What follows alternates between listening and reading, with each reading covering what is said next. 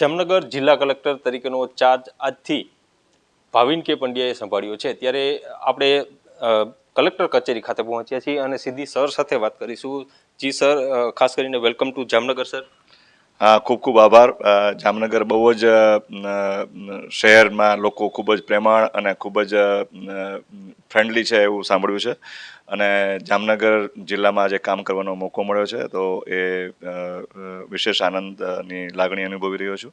અને અમારી પ્રાયોરિટી અત્યારે ઇલેક્શન તો ખરું જ, એના સિવાય જે બધી સ્કીમ છે અમારી ભારત સરકારની અને ગુજરાત સરકારની, એનો લાભ દરેક લાભાર્થીને સમયસર મળે, પૂરતો મળે. દરેકને પ્રોજેક્ટ્સ બધા જે ચાલે સમયસર પૂરા થાય એ અગ્રતા રહેશે. તો જે પ્રકારે વાત કરવામાં આવે તો આજરોજ કલેક્ટર સર અહીં આવ્યા, તેમણે ખાસ કરીને ચાર્જ સંભાળ્યો છે અને તેઓ મહીસાગરથી જામનગરમાં આજે આવ્યા છે અને ચાર્જ સંભાળ્યો છે. ત્યારે ખાસ કરીને ઇલેક્શન તેમજ વિવિધ જે સરકારી યોજનાઓ છે તેનો લોકો સુધી જેમ વધુમાં વધુ પહોંચે તેવો જણાવી રહ્યા છે. સોલંકી, આજકાલ ન્યૂઝ, જામનગર.